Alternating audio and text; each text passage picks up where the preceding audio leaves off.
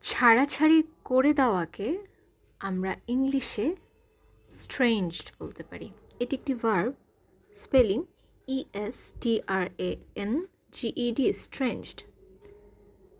খামারের পশুদের জন্য সবুজ ঘাস বা শস্য সংরক্ষণে নির্মিত বায়ু নিরোধক ঘর বা গর্তকে ইংলিশে সাইলো বলা যেতে পারে।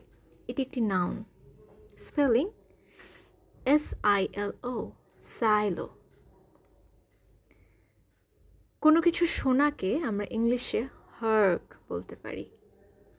এটি একটি ভার্ব, স্পেলিং HARK, হার্ক। ছোটোখাটো চুরিকে ইংলিশে আমরা পিলফারেজ বলতে পারি। এটি একটি নাউন, স্পেলিং PILFERAGE, পিলফারেজ। জ্বলন্ত কোনো কিছুকে আমরা ইংলিশে ablaze বলতে পারি। এটি একটি অ্যাডজেক্টিভ, স্পেলিং ABLAZE, ablaze। একটি বৃহত্তর গোষ্ঠীর একটি সাধারণ বা প্রতিনিধিত্বমূলক নমুনা বা অংশকে আমরা ইংলিশে ক্রস সেকশন বলতে পারি। স্পেলিং CROSS, ক্রস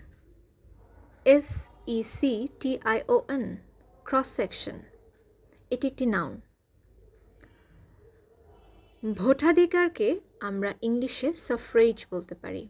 এটি একটি নাউন, স্পেলিং SUFFRAGE, সাফ্রেজ।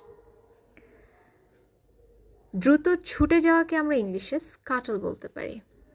এটি একটি ভার্ব, স্পেলিং SCUTTLE, স্কাটল।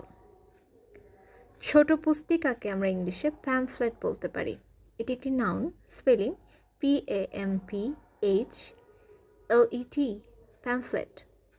এবং সংক্ষিপ্ততাকে আমরা ইংলিশে টার্সনেস বলতে পারি। এটি একটি নাউন, স্পেলিং TERSENESS, টার্সনেস।